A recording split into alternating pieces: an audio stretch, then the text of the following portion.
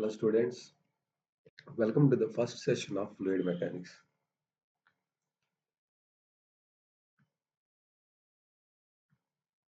Fluid mechanics.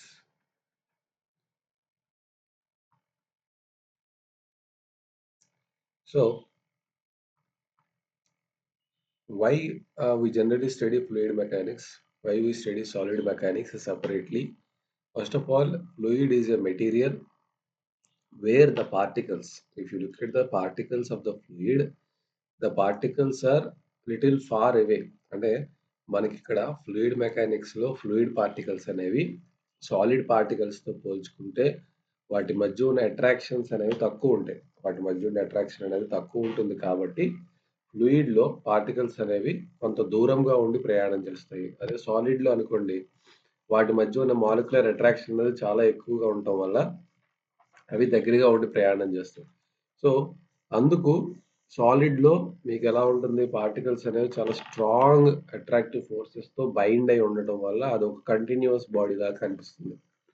వేరస్ fluid వచ్చేసరికి ఇది కూడా మాక్రోస్కోపిక్ లెవెల్‌లో కంటిన్యూయస్ బాడీలాగా కనిపిస్తుంది. కానీ మైక్రోస్కోపిక్ లెవెల్‌లో చూస్తే ఇండివిడ్యువల్ పార్టికల్ అనేది ఇండివిడ్యువల్‌గా యాక్ట్ చేస్తది. ఓకే. సో, ఫ్లూయిడ్ అనేది మాక్రోస్కోపిక్‌లో కంటిన్యూయస్ బాడీయే కానీ మైక్రోస్కోపిక్ లెవెల్‌లో కాదు. కాబట్టి దాని బిహేవియర్ ఒక ఫోర్స్ అప్లై చేసినా, ఒక ఎనర్జీ డిఫరెన్స్ వచ్చినా, సాలిడ్ బిహేవ్ చేసేలాగా ఫ్లూయిడ్ బిహేవ్ చేయదు. ఫ్లూయిడ్ అనేది డిఫరెంట్‌గా బిహేవ్ చేస్తుంది. కాబట్టి దాని బిహేవియర్‌ని మనం స్పెషల్‌గా అండర్‌స్టాండ్ చేసుకోవడానికి సెపరేట్ సబ్జెక్ట్ అనేది చదువుతున్నాం. ఓకే. అయితే what is first of all by definition what is meant by fluid? Fluid అంటే ఏంటి? So it is a substance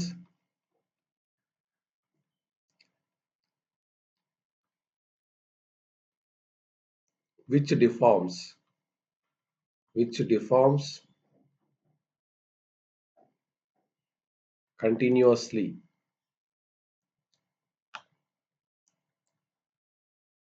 when subjected to when subjected to external shear force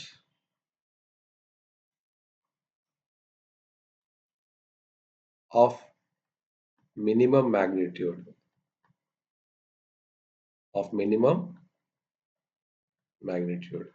అంటే మనం ఇక్కడ ఏమవుతుంది ఒక పార్టికల్ ఒక ఫ్లూయిడ్ పార్టికల్ ఉందండి. సింపుల్‌గా మీరు ఫ్లోర్ ఉంది. ఆ ఫ్లోర్ మీద ఒక చిన్న వాటర్ డ్రాప్‌లెట్ కొంచెం వాటర్ ఒలిగాయనుకోండి. ఒలిగాయి ఇలాగా. ఇప్పుడు ఈ వాటర్ డ్రాప్‌లెట్ మీద మీరు మీరు ఫింగర్స్‌తో జస్ట్ ఇలా టచ్ చేస్తే సర్ఫేస్‌ని టచ్ చేస్తే చాలు ఇది ఇలాగా ముందుకెళ్ళిపోతుంది. అంటే ఈల్డ్ అయిపోతుంది. డిఫార్మ్ అయిపోతుంది. సో, అంటే ఇక్కడ ఫ్లూయిడ్ అనే సబ్‌స్టెన్స్ విచ్ డిఫార్మ్స్ కంటిన్యూయస్‌లీ అంటే డిఫార్మేషన్ చాలా ఎక్కువొస్తాయి. చాలా తక్కువ షియర్ ఫోర్స్ అంటే సర్ఫేస్ మీదే కదా మనం అప్లై చేస్తాం. ఫ్లూయిడ్‌కి కింద నుంచి, సైడ్ నుంచి అప్లై చేయలేం. ఫ్లూయిడ్‌కి ఏదైనా ఫోర్స్ అప్లై చేయగలమంటే సర్ఫేస్ మీద అప్లై చేయగలం. కాబట్టి ఈ సర్ఫేస్ మీద షియర్ ఫోర్స్ అప్లై చేసినప్పుడు ఎంత తక్కువ అప్లై చేసినా కూడా ఫ్లూయిడ్ అనేది ఎక్కువ డిఫార్మ్ అయిపోతాయి. అంటే పార్టికల్స్ అనే మూవ్‌మెంట్ చాలా ఎక్కువైపోతే ఆ కైండ్ ఆఫ్ మెటీరియల్‌ని ఫ్లూయిడ్ అంటాము. ఆ కైండ్ ఆఫ్ బిహేవియర్ ఉన్న దాన్ని ఫ్లూయిడ్ అంటాము. ఓకే. అయితే ఇక్కడ ఫ్లూయిడ్‌ని స్టడీ చేయడానికి మనకి 3 బ్రాంచెస్ ఉన్నాయి. సో, ఫ్లూయిడ్ మెకానిక్స్‌లో 3 బ్రాంచెస్ ఉన్నాయి. ఒకటేంటంటే fluid statics, fluid statics, fluid kinematics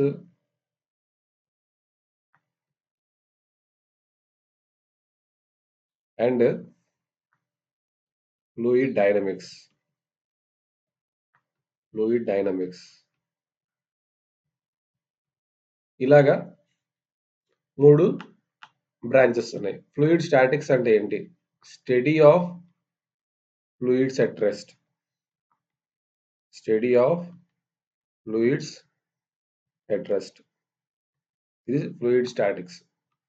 fluid kinematics అంటే ఏంటంటే ఈ 2 కూడా కైనమాటిక్స్, డైనమిక్స్ 2 కూడా మూవింగ్ ఫ్లూయిడ్ అంటే మోషన్‌లో ఉన్న ఫ్లూయిడ్‌ని స్టడీ చేయడమే.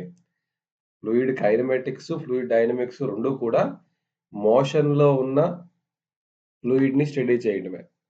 కానీ ఇక్కడేంటి ఫ్లూయిడ్ కైనమాటిక్స్‌లో ఏం చేస్తామంటే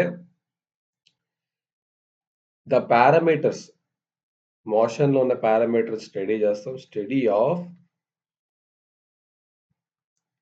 ద పారామీటర్స్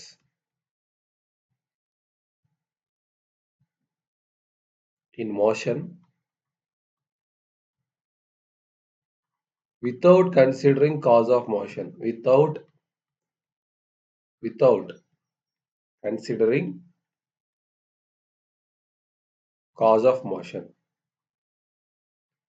అంటే మీరు అది ఎందుకు కదిలింది? కదలాలి అంటే కాజ్ ఆఫ్ మోషన్ అంటే అది మోషన్ కలగజేయాలి అంటే ఐదర్ ఒక ఎక్స్‌టర్నల్ ఫోర్స్ అయినా అప్లై చేయాలి. లేదంటే ఒక కైండ్ ఆఫ్ ఎనర్జీ డిఫరెన్స్ అయినా క్రియేట్ అవ్వాలి. ఎనర్జీ డిఫరెన్స్ గాని, ఎక్స్‌టర్నల్ ఫోర్స్ గాని అప్లై చేయకుండా ఎటువంటి బాడీ గూడా మూవ్ అవ్వదు. సరే నాకిక్కడ ఎవరు మూవ్ చేస్తారో అది అనవసరం. నాకు కావాల్సిందేంటంటే అది మూవ్ అవుతున్నప్పుడు అందులో ఉన్న వెలాసిటీ ఎంత? సో, నేను కైనమాటిక్స్‌లో చూసేవేంటి? దానిలో ఉండే వెలాసిటీ ఎంత? యాక్సెలరేషన్ ఎంత? డిస్‌ప్లేస్‌మెంట్ ఎంత? సో, ఇట్లాంటివి అంటే మూవ్‌మెంట్‌లో ఉన్న ఆబ్జెక్ట్‌లో వేరియస్ పారామీటర్స్‌ని నేను చూస్తాను. కానీ దానికి కాజ్ ఆఫ్ మోషన్ ఏంటి అనేది నాకనవసరం. అదే డైనమిక్స్ అనుకోండి. డైనమిక్స్‌లో డైనమిక్స్‌లో ఏం చూస్తాను? Study of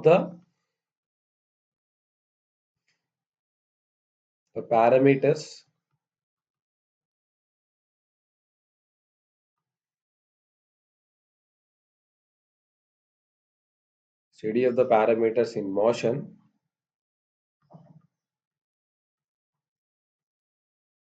considering the cause of motion. Considering the cause of motion. So, ఇక్కడ డైనమిక్స్‌లో మీరేం చూస్తారు? కాజ్ ఆఫ్ మోషన్‌ని చూస్తూ, కాజ్ ఆఫ్ మోషన్ తెలుసుకుంటూ మనం ఫ్లూయిడ్‌ని స్టడీ చేస్తాం. ఇక్కడ మనం చూసేవేంటి? ఫోర్సెస్, ఎనర్జీ మేజర్‌గా ఇవి ఎట్సెట్రా. ఓకే. సో, ఈ రకంగా మనం డిఫరెంట్ కైండ్స్ ఆఫ్ బ్రాంచెస్ ఎలాగో ఇన్ డీటెయిల్ చూస్తాం కాబట్టి మనకి వీటి గురించి క్లియర్‌గా అర్థమైపోతుంది. ఓకే. సో, నెక్స్ట్ వచ్చేసి ఫ్లూయిడ్‌లో టైప్స్ ఏంటి? What are the different types of fluids? So, ఫ్లూయిడ్‌లో టైప్స్ ఏంటి? ఫ్లూయిడ్‌లో 3 టైప్స్ ఉంటాయి. ఒకటి లిక్విడ్, ఇంకోటి గ్యాస్, ఇంకోటి వేపర్. ఫ్లూయిడ్ 3 టైప్స్ ఉంటాయి. అయితే మేజర్‌గా లిక్విడ్ అండ్ గ్యాసే 2 టైప్స్. వేపర్ అనేది ఒక special condition. This is a special condition. బేసిక్‌గా 2 టైప్సే liquid and gas. Vapour is also one kind of గ్యాసే. ఓకే. సో, ఇక్కడ లిక్విడ్ ఏంటి? లిక్విడ్ అంటే ఏంటి? గ్యాస్ అంటే ఏంటంటే మరి పార్టికల్స్ అనేవి సాలిడ్‌తో పోల్చుకుంటే ఇక్కడ కొంచెం దూరంగా ఉంటాయి అని అనుకున్నాం. ఆ దూరంలో కూడా మరీ ఎక్కువగా ఉంటే గ్యాస్ కింద, కొంచెం తక్కువగా ఉంటే అంటే మాక్రోస్కోపిక్ లెవెల్‌లో అయినా కూడా మనకి ఫ్లూయిడ్ కంటిన్యూయస్‌గా కనిపించేది లిక్విడ్‌లో. ఈవెన్ మాక్రోస్కోపిక్ కంటే దూరంగా వెళ్లి చూసినప్పుడు మాక్రోస్కోపిక్ స్టడీ అంటే ఏంటండి? మీరు దూరంగా వెళ్లి దాన్ని అబ్జర్వ్ చేస్తే దూరం నుంచి చూసినప్పుడు లిక్విడ్ అనేది ఎలా ఉంటది? మీకు ఒక కెనాల్‌లో పారే వాటర్ గాని, రివర్‌లో పారే వాటర్ గాని, దూరం నుండి చూస్తే అది కంటిన్యూయస్‌గానే కనిపిస్తుంది గానీ, విడిపోయి ట్రావెల్ చేస్తున్నట్టు ఉండదు గదా! సో, అది మనకి దూరం నుంచయినా కూడా కంటిన్యూటీ కనిపిస్తుంది. ఇది గ్యాస్ అలా గాదు. దూరం నుంచి చూసినా గూడా ఇందులో కంటిన్యూటీ అనేది మాక్రోస్కోపిక్ లెవెల్‌లో గూడా ఎస్టాబ్లిష్ చేయడం. ఎందుకంటే పార్టికల్స్ అనేవి ఇండిపెండెంట్‌గా బిహేవ్ చేస్తాయి. ఓకే. సో, అందుకు లిక్విడ్ అనేది మాక్రోస్కోపిక్ లెవెల్‌లో అయినా సరే కంటిన్యూటీ అనేది మనం ఆలోచిస్తాము. అయితే ఇక్కడ గ్యాస్‌ని గూడా మాక్రోస్కోపిక్ లెవెల్‌లో కంటిన్యూటీ అంటాం. కానీ దానికొక కండిషన్ ఉంటుంది. ఆ కండిషన్ ఏంటనేది నెక్స్ట్ చెప్తాను. ఇక్కడ ఒక కండిషన్ సాటిస్ఫై అయితే గనక గ్యాస్ కూడా కంటిన్యూయస్ మీడియమే అవుతుంది. ఆ కండిషన్ సాటిస్ఫై అవ్వకపోతే ఈవెన్ గ్యాస్ కూడా కంటిన్యూయస్ మీడియం కింద మనం కన్సిడర్ చేయలేం. లిక్విడ్‌ని కూడా కన్సిడర్ చేయలేం. ఆ కండిషన్ అనేది సాటిస్ఫై కాకపోతే. ఓకే. అయితే ఇక్కడ లిక్విడ్‌కి, గ్యాస్‌కి బేసిక్ డిఫరెన్స్ ఏంటంటే, లిక్విడ్‌కి ఒక స్పెసిఫిక్ వాల్యూమ్ ఉంటుంది. So, it will be having specific volume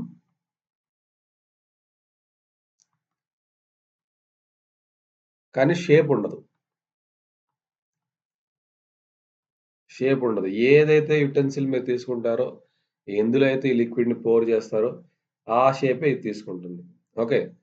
so, gas అనుకోండి but they have a free surface.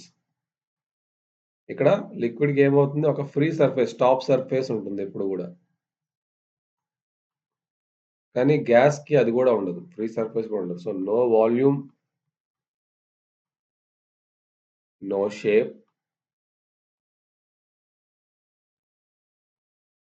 And it is very highly compressible and no free surface and it is highly compressible. It is highly compressible.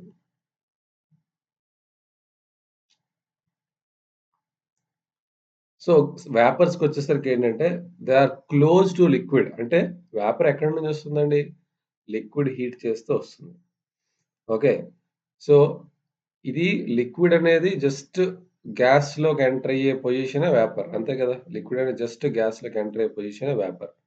కాబట్టి ఇక్కడ ఈ vapour is also gas.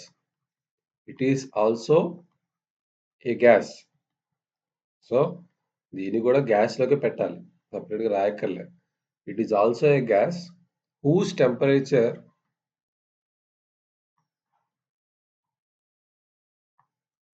and pressure whose temperature and pressure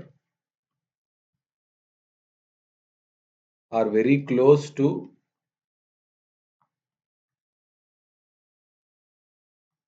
liquid phase. అంటే ఇది మళ్ళీ వెంటనే condense గూడా అయిపోతుంది. ఒకవేళ టెంపరేచర్ గాని తగ్గిస్తే వెంటనే కండెన్స్ గూడా అయిపోతుంది. ఓకే. సో, లిక్విడ్స్ అంటే మనకి examples water, any oil, petrol, diesel, kerosene, whatever it may be cooking oils all are categorized as liquids. గ్యాసెస్‌కొస్తే ఎయిర్, ఆక్సిజన్, CO2 ఇట్లాంటివన్నీ గూడా మనకి గ్యాసెస్‌లోకొస్తాయి. వేపర్స్‌లోకి ఏమొస్తాయి? Water vapour, steam and any kinds of vapours. Okay.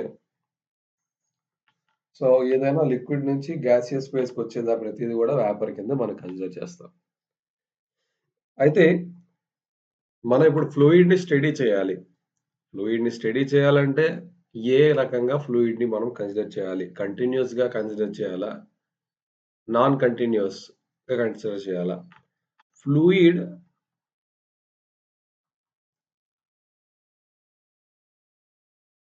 Continuity concept. ఏంటంటే fluid continuity concept దీని next లెవెల్‌లో ఫ్లూయిడ్ కాంటినమ్ కాన్సెప్ట్. ఈ 2 వస్తాయి. కంటిన్యూటీ కాన్సెప్ట్ అంటే ఏంటి? కంటిన్యూటీ కాన్సెప్ట్ అంటే ఏంటంటే, ఇప్పుడు మీరు ఒక ఫ్లూయిడ్ ఉందండి ఇలా. ఒక ఫ్లూయిడ్ ఉంది.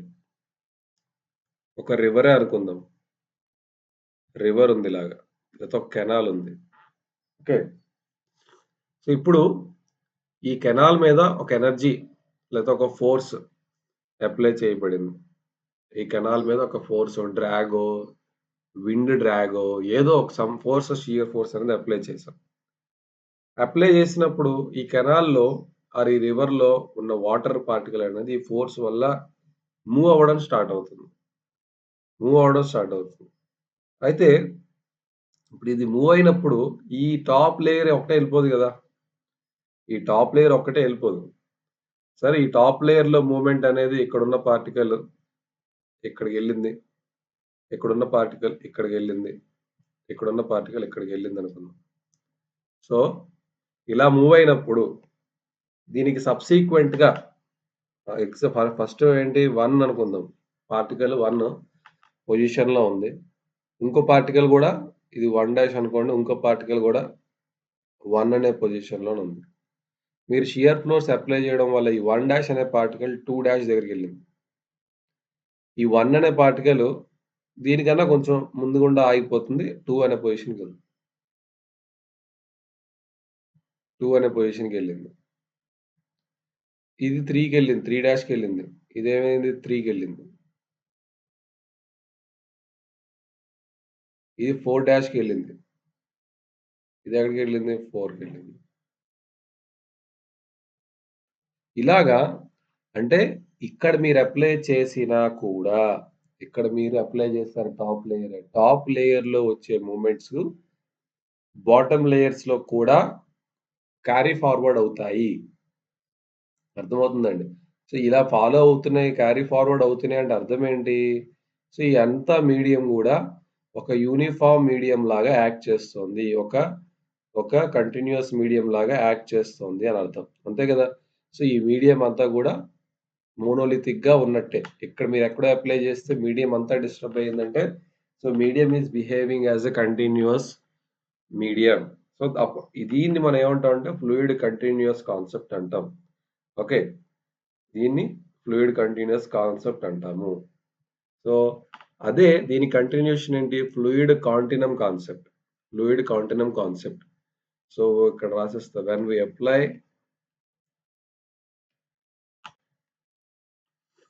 when we apply shear stress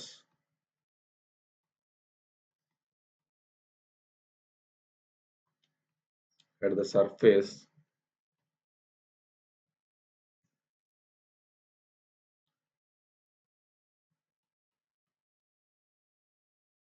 it causes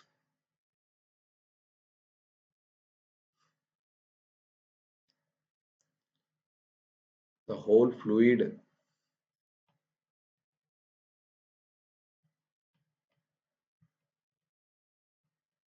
to move. So, ఏదో ఒక పార్టికల్ గాదు. ఎక్కడైతే అప్లై చేసామో అది కాదు. సో, దాన్ని మనం ఫ్లూయిడ్ కంటిన్యూటీ అంటాం. దీన్ని బేస్ చేసుకునే నెక్స్ట్ కాన్సెప్ట్ వచ్చేసి ఫ్లూయిడ్ కాంటినమ్ కాన్సెప్ట్.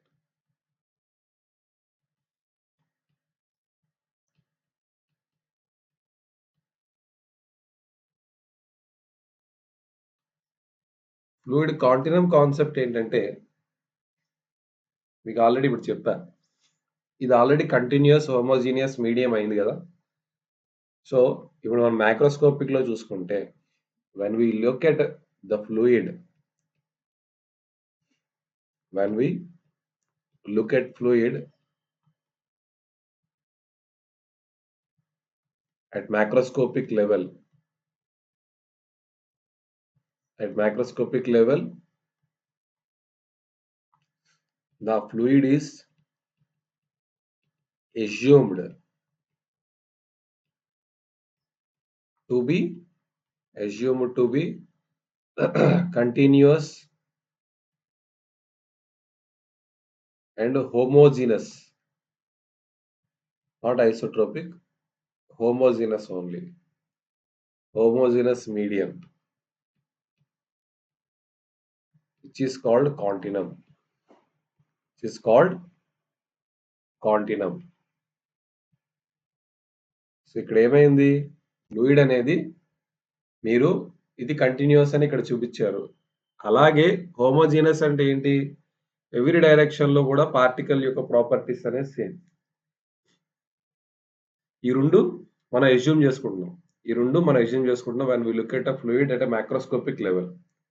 సో, ఇలా చేసుకోవడం వల్ల మనకు ఉపయోగం ఏంటంటే, మనకి అనాలిసిస్ అనేది సింపుల్ అయిపోతుంది. అంటే ఇప్పుడు ఈ కాంటినమ్ కాన్సెప్ట్‌ని అస్యూమ్ చేసుకోకపోతే, మీరు సెవరల్ మాలిక్యూల్స్ ఉంటాయి ఇందులో. ఓకే. ఈచ్ మాలిక్యూల్ సెపరేట్‌గా బిహేవ్ చేస్తుందని మీరు అస్యూమ్ చేసుకుంటే, మీరు దాని అనాలిసిస్ అనేది చాలా టీడీయస్ అయిపోతుంది. చాలా క్లమ్జీ అయిపోతుంది. ఫైండ్ చేయడం చాలా కష్టం. సో, ఈ అప్రోచ్‌లో ఈ కాన్సెప్ట్‌లో we express so, in this approach we express the fluid properties we express the fluid properties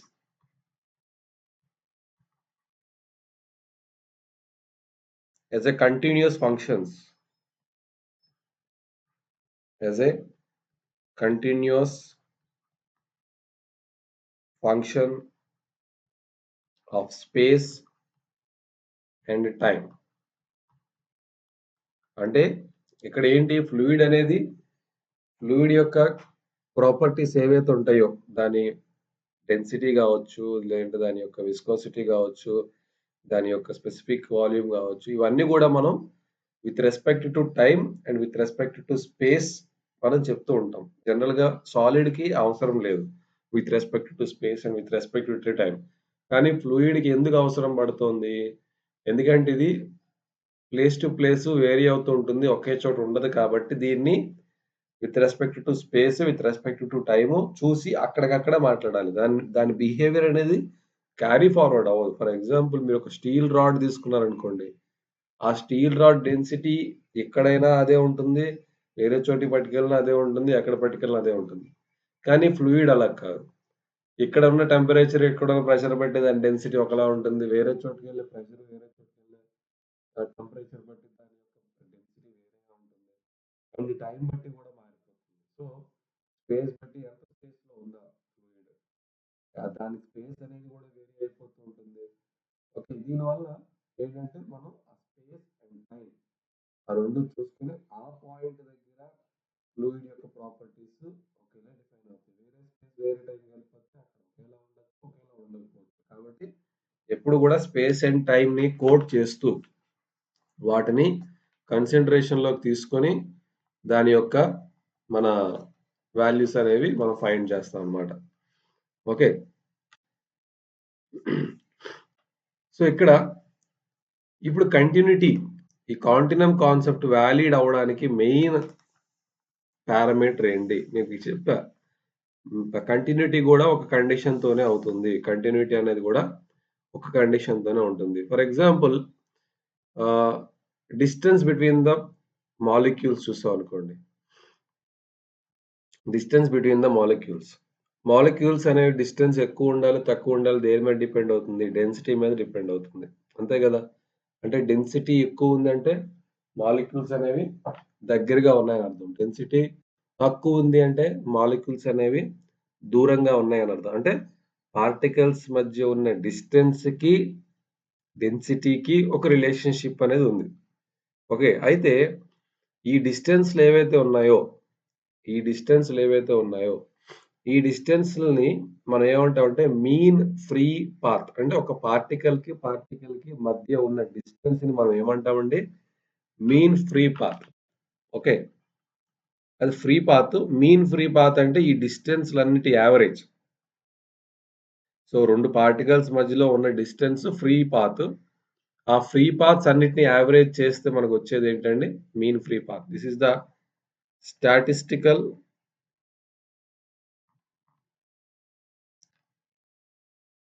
average distance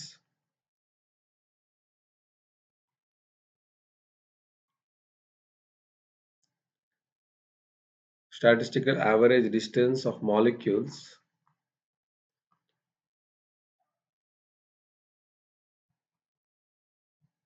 traveled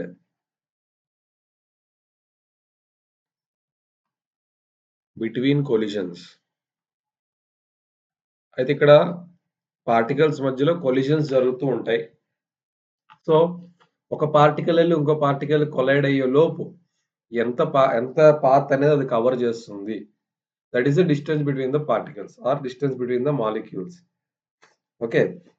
so, ఆ డిస్టెన్స్ అన్నిటి యావరేజే మీన్ ఫ్రీ పాత్. ఆ డిస్టెన్స్ అన్నిటి యావరేజే మీన్ ఫ్రీ పాత్. అయితే ఇక్కడ ఫ్లూయిడ్‌కి ఒక క్యారెక్టరిస్టిక్ లెంత్ అనేది ఉంటుందండి. Characteristic length. క్యారెక్టరిస్టిక్ లెంత్ అంటే ఏంటంటే, మీకు ఆ ఫ్లూయిడ్ అనేది ఎందులో ట్రావెల్ చేస్తుంది. ఫర్ ఎగ్జాంపుల్ ఒక పైప్‌లో ట్రావెల్ చేస్తుందనుకోండి. దాని యొక్క డయామీటర్ దాని క్యారెక్టరిస్టిక్ లెంత్ అవుతుంది. అంటే దాని క్యారెక్టరిస్టిక్‌ని డిఫైన్ చేసే ఒక లెంత్‌ని క్యారెక్టరిస్టిక్ లెంత్ అంటారు. అది వేరీ అవుతుంది. Depending upon the place where it is travelling. So, characteristic length అంటే ఏంటి అనేది మనకి కమింగ్ టాపిక్స్‌లో ఫ్లో త్రూ పైప్స్‌లో గాని, ఓపెన్ ఛానల్ ఫ్లోస్‌లో గాని, మనం అక్కడ చూస్తాం ఎలాగో. కాబట్టి ప్రస్తుతానికి క్యారెక్టరిస్టిక్ లెంత్ అనేది ఒక value which decides the behaviour of that flow. అదే గుర్తుపెట్టుకోండి. ఓకే. అయితే ఇక్కడ ఒక రేషియో ఒక రేషియో అనేది మనం తీసుకుంటాం. ఒక రేషియో అనేది మనం తీసుకుంటాం. So, this is called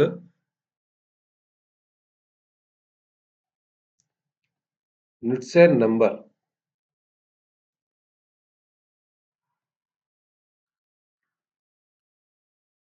It is defined as mean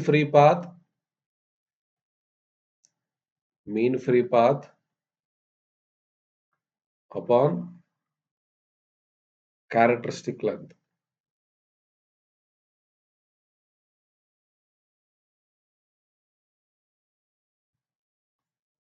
Characteristic length. Mean free path lambda anukunte, characteristic length L anukunte. So this is the number. It's a non-dimensional number. It is a non, because both are distances kada.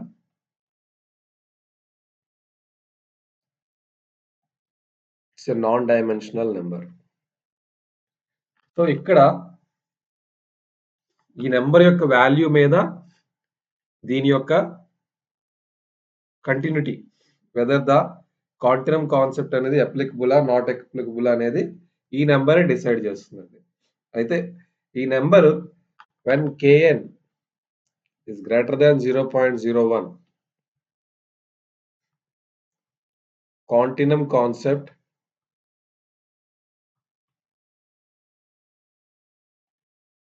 does not holds good.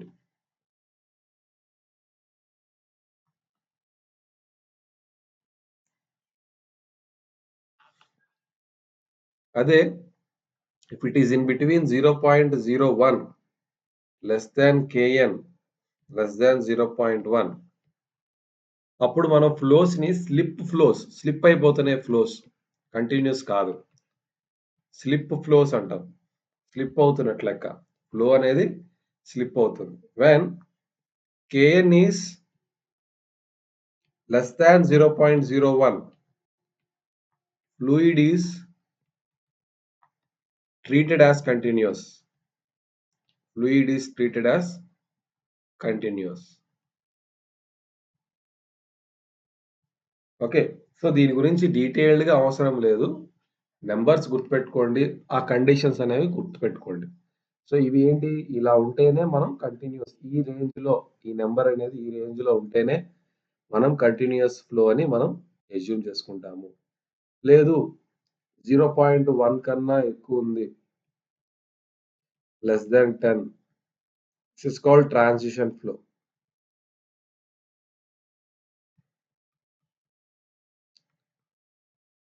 Transition flow.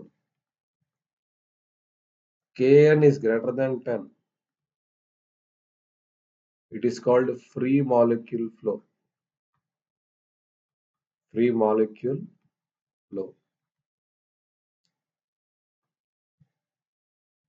So, likewise, the number will decide the type of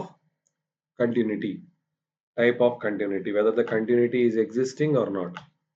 next వచ్చేసి, so ఇక్కడ మనం continuous medium అని అనుకునే మన fluid mechanics అంతా కూడా continuum medium అని అనుకునే చేస్తాము. సో, కాంటినమ్‌లో ఉంది అనుకుని స్టార్ట్ చేద్దాం. ఫస్ట్ మనం చూసేది ఏంటంటే ఇక్కడ ప్రాపర్టీస్ ఆఫ్ ద ఫ్లూయిడ్. ఈ చాప్టర్‌లో వచ్చే వాల్యూస్ ఏవైతే ఉంటాయో ఇవి మనం టోటల్ ఫ్లూయిడ్ మెకానిక్స్ అంతా వాడుకోవాలి. ఈ ఫ్లూయిడ్స్ యొక్క ప్రాపర్టీస్ అనేవి అంత ఇంపార్టెంట్. ఫ్లూయిడ్ యొక్క బిహేవియర్‌ని కూడా ఇవే డిసైడ్ చేస్తాయి. ఫ్లూయిడ్ ఎలా ఉంది ఏంటి చెప్పడానికి కూడా ఇవే అవసరం. ఫస్ట్ వచ్చేసి మాస్ డెన్సిటీ.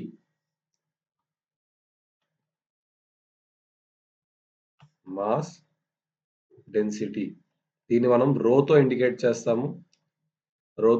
చేస్తాము. ఇదేంటి, ఫార్ములా ఏంటి, రో అంటే mass by volume. Mass by volume. Okay. మాస్‌కి యూనిట్స్ ఏంటండి? కేజీ. వాల్యూమ్ యూనిట్స్ ఏంటి? Metre cube. Kg per metre cube is the SI unit. CGS unit ఏంటి? Gram per centimetre cube. So these are the units. These are the units. అయితే ఇక్కడ dimensional formula. What is the dimensional formula? Dimensional formula ఏమవుతుందండి? మాస్‌కి M, volume కాబట్టి L cube. L cube పైకొస్తే L to the power of -3. This is the dimensional formula. Mass density it is an absolute quantity. Absolute quantity అంటే ఏంటి? ఎక్కడ మారదు. ఇది ఎక్కడికెళ్ళినా కూడా సేమ్ క్వాంటిటీ ఉంటుంది. ఈ క్వాంటిటీలో ఎటువంటి మార్పు ఉండదు. అంటే it will not change. It does not change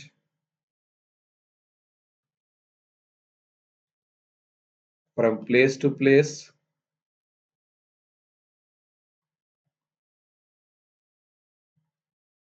and time to time.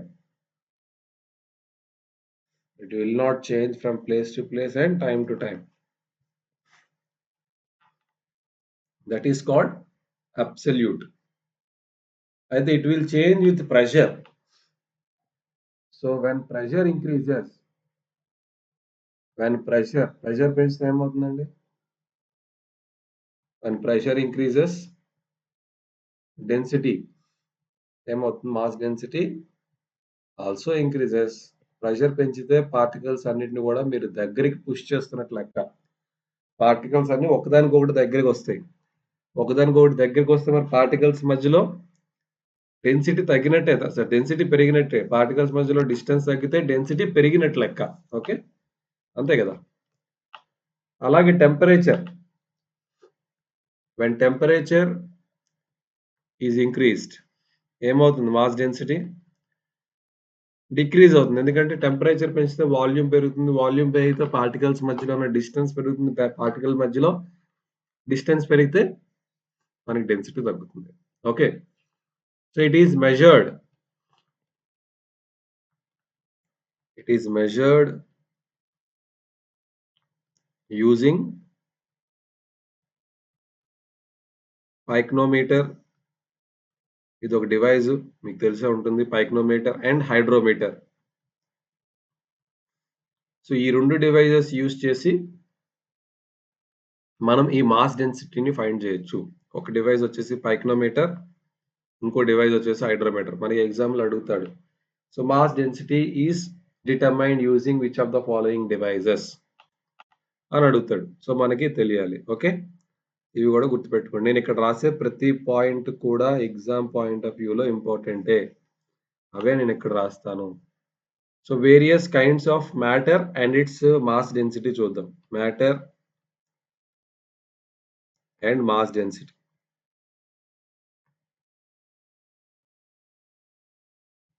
In kg per metre cube.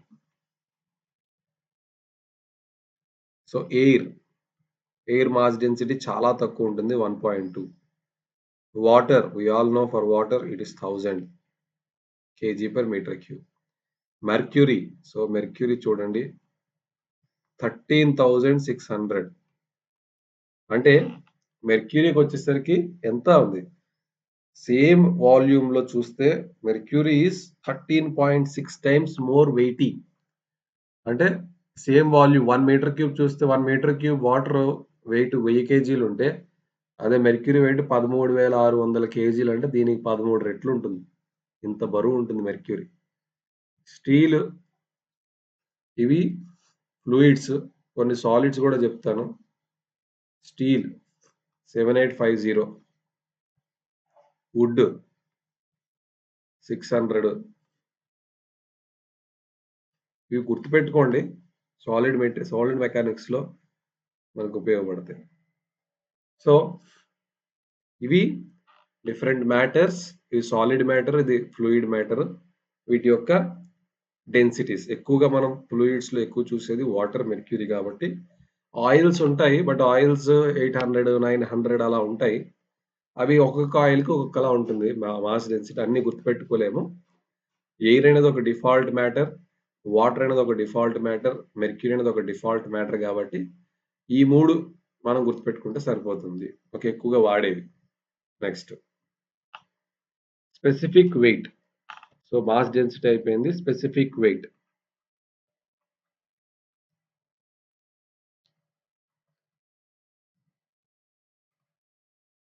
Specific weight మనం గామాతో గాని, sometimes small W or rho G. ఈ 3 గూడా దీనికి రిప్రజెంటేషనే. సో, ఇక్కడ గామా అంటే ఏంటి? గామా అంటే యాక్చువల్లీ స్పెసిఫిక్ వెయిట్. గామా అంటే weight upon volume. Weight upon volume. Weight upon వాల్యూమ్‌లోని నేను ఎంజీ ఇంటూ వాల్యూమ్. ఎం అంటే మాస్ బై వాల్యూమ్ అంటే రో. సో, రో జీ. సో, రో జీ అని గూడా అనుకోవచ్చు. రో జీ అని గూడా అనుకోవచ్చు. అయితే దీనికి యూనిట్స్ ఏంటి? దీని యూనిట్స్ ఏంటి?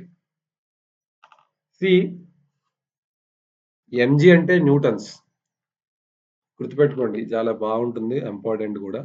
MG force. వెయిట్ గాని, ఫోర్స్ గాని దీని యూనిట్స్ ఏంటి? న్యూటన్స్. సో, న్యూటన్ వాల్యూమ్‌కేంటి? Metre cube. Newton per metre cube. So, ఇక్కడికొచ్చేసరికి newton per metre cube unit. అదే నేనిప్పుడు దీన్ని ఇంకొకలాగా గూడా రాస్తాను. ఆర్ మాస్‌కేంటి? మాస్‌కొచ్చేసి కేజీ. వాల్యూమ్‌కేమో metre cube. G acceleration due to గ్రావిటీకి ఏంటంటే మీటర్ పర్ సెకండ్ స్క్వేర్. అంతే గదా! మీటర్, మీటర్ స్క్వేర్ అవుతుంది. అంటే kg metre square second square. అంటే newton per metre cube or kg per metre square second square. చూస్తే 2 ఒకటే. మీరు అబ్జర్వ్ చేస్తే 2 ఒకటే. ఈ 2 కొన్నిసార్లు ఎక్కడ ఉపయోగపడతాయో నేను క్వెషన్స్ చెప్పినప్పుడు చెప్తాను. Viscosity main dynamic viscosity, kinematic viscosity, కన్వర్షన్‌లో ఇవి చాలా ఉపయోగపడతాయి. కన్వర్షన్స్‌లో ఈ యూనిట్స్ అనేవి చాలా ఉపయోగపడతాయి. గుర్తుపెట్టుకోండి. ఓకే. సో, ఇక్కడ ఇవి యూనిట్స్. ఇవి ఎంకేఎస్ యూనిట్స్. సీజీఎస్ అయితే dyne per centimetre cube or gram per centimetre square second square. So, ఇది ఒక ఫార్ములా. ఇదొక ఫార్ములా. ఇది ఎంకేఎస్ యూనిట్స్. ఇది సీజీఎస్ యూనిట్స్. అలాగే దీనికొక డైమెన్షనల్ ఫార్ములా గూడా ఉంటుంది. So, what is the dimensional formula for this? Dimensional formula ఏమవుతుంది? మాస్‌కి ఎమ్, దీని యాక్సెలరేషన్‌కి L T to the power of -2 into L to the power of -3 అంటే M L to the power of -2 tea to the power of -2 M L to the power of -2 tea to the power of -2. ఇది గాని లేదా ఇది F అనుకుంటే force. ఇది F గదా! F L to the power of -3. ఎఫ్‌ని force అనుకుంటే F L to the power of -3 కూడా డైమెన్షనల్ ఫార్ములా ఇలా గూడా రాసుకోవచ్చు. ఇది మాస్ డెన్సిటీలా కాదు. Specific weight it is not an absolute quantity. It is not an absolute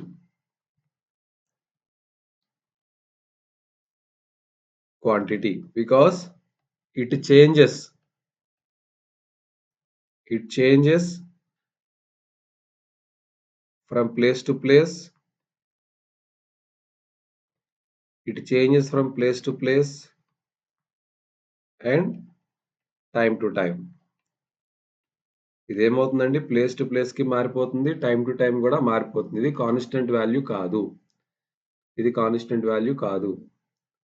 okay.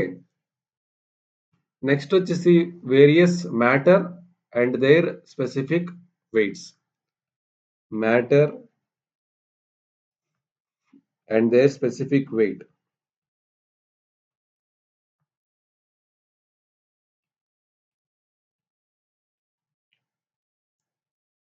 In Newton per meter cube. So air 11.77 newton per metre cube. ఇప్పుడు ఇక్కడ మనం ఏం చేస్తాము? సింపుల్‌గా, సింపుల్‌గా ఇది రో ఇంటూ జీ కదా! జీ అంటే ఎంత 9.81. సో, మీరిక్కడ ప్రీవియస్ స్లైడ్‌లో ఇవి చూసారు 1.2000 వీటికి 9.81తో మల్టిప్లై చేయటమే. వాటికి 9.81తో మల్టిప్లై చేస్తే వచ్చేస్తుంది. వాటర్. సో, 9.81 ఇంటూ 1000 అంటే 9810 దాన్ని నేనేం చేస్తానంటే 9.81 ఇది నేనేం చేస్తానంటే కిలో న్యూటన్ పెడతాను. ఇదొక్కటి newton. 9.81 kilonewton per metre cube. Kilonewton per metre cube. Water, mercury ఇంకా చాలా ఎక్కువుంటుందిది. 133.4 kilonewton per metre cube mercury. Steel 77. Wood 5.9. Gold 192.3. So, these are the different values of specific weights. ఇవి different మ్యాటర్‌కి different specific weights. Next వచ్చేసి specific volume.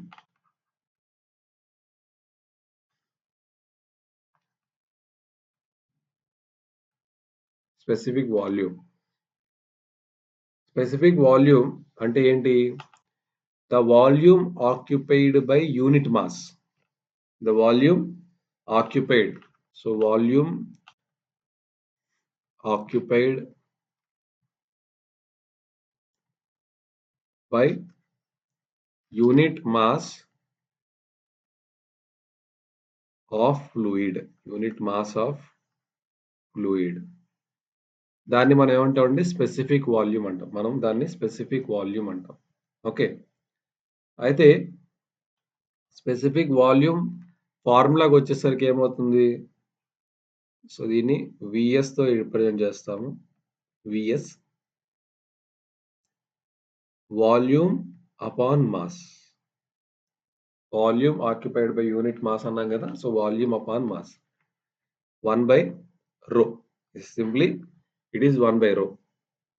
So, reciprocal of mass density కాబట్టి units కూడా ఏమవుతాయి? Metre cube per KG are centimetre cube per gram.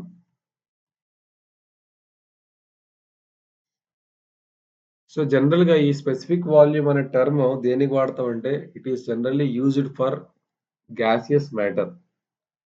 It is commonly it is commonly used for gaseous matter.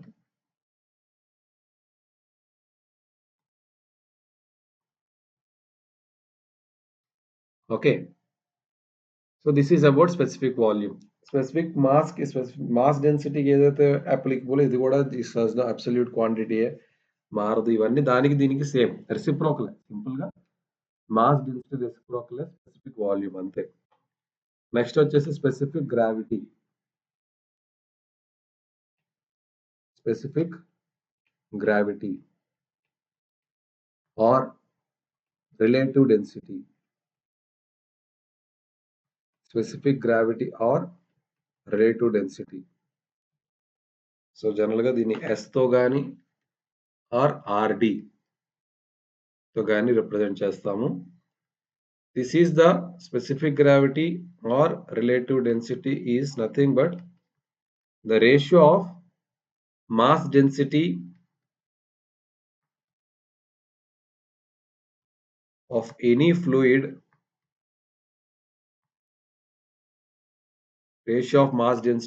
Fluid by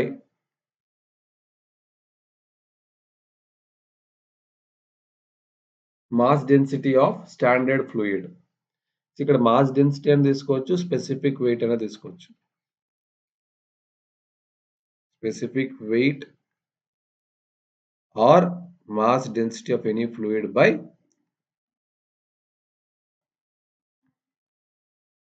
specific weight or mass density of a standard fluid of a standard fluid అంటే ఇప్పుడు gamma or rho of any fluid by gamma or rho of standard fluid ఇక్కడ standard fluid వచ్చేసరికి liquids liquids water water is considered as standard fluid. Water is considered as standard fluid.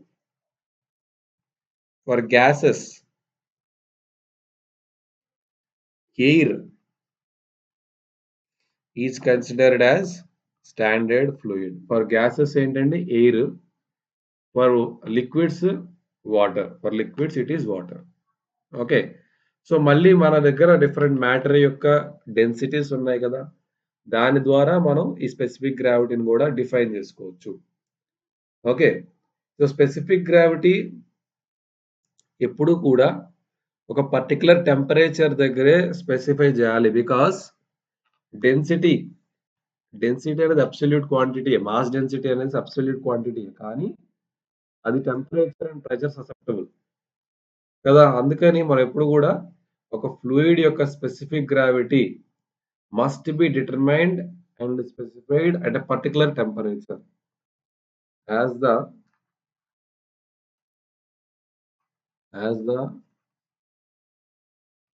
mass density and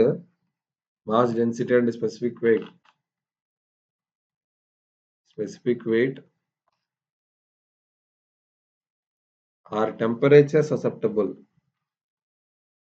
are temperature susceptible.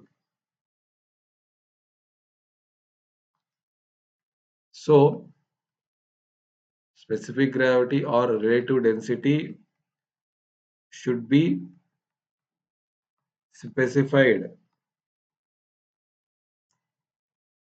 at a standard temperature.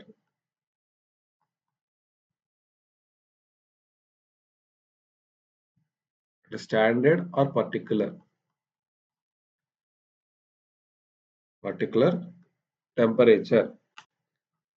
అర్థమైందా?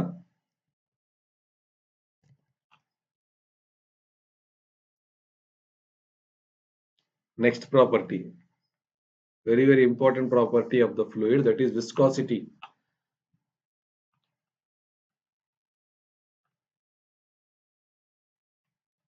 Viscosity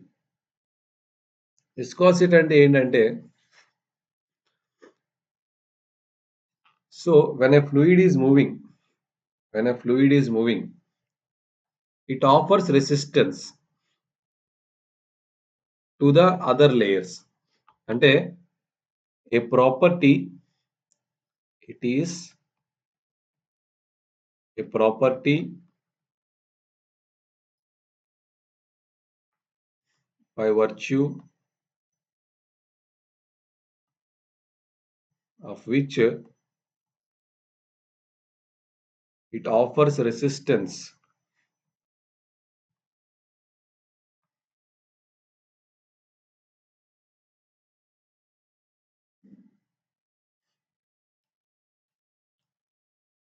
to the movement of one layer of fluid over the adjacent. దీన్ని simple గా రాయాలంటే, it is the resistance between layers. It is the resistance between successive layers.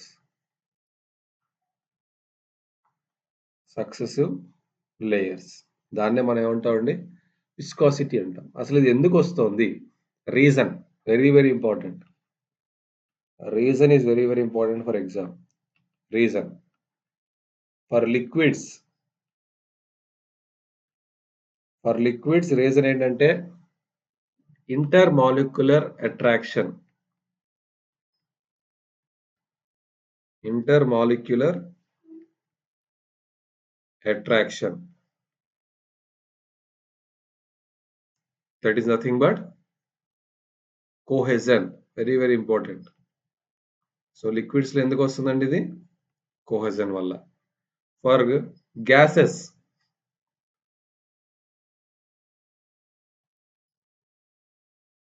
Transfer of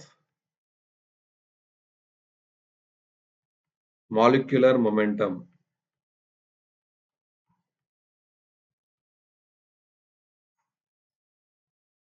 Transfer of molecular momentum, that is nothing but due to collisions. Due to collisions. So collide అయినప్పుడు ఏమవుతుంది? దీని యొక్క molecular momentum వేరే దానికి వెళ్తూ ఉంటుంది. దాని యొక్క మాలిక్యులర్ మొమెంటమ్ ఏదైతే స్పీడ్ గా వెళ్తుందో దానిలో ఎక్కువ మొమెంటమ్ ఉంటుంది.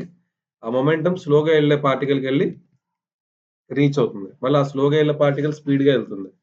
అదే ఇంకో దాన్ని హిట్ చేస్తుంది. ఈ కైండ్ ఆఫ్ కొలిజన్స్ వల్ల మనకి ఏమవుతుంది? విస్కోసిటీ అనేది గ్యాసెస్ లో డెవలప్ అవుతుంది. ఓకే, సో ఇప్పుడు మనం నెక్స్ట్ నేర్చుకోబోయేది ఏంటంటే Newton's law of viscosity. Newton's law of viscosity అనేది చాలా ఇంపార్టెంట్ కాన్సెప్ట్ ఫ్లూయిడ్ ప్రాపర్టీస్ లో, and in the coming chapters also అది చాలా important.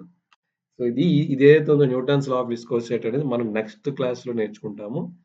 Newton's law of viscosity అంటే ఏంటి, దాన్ని ఒబే చేస్తే న్యూటోనియన్ ఫ్లూయిడ్స్ అంటారు, ఒబే చేయకపోతే నాన్ న్యూటోనియన్ అంటారు. ఇవన్నీ కూడా మనం నెక్స్ట్ క్లాస్ లో చూస్తాము. Very very important topic for examinations. Okay, that is for today's class. Thank you so much everybody.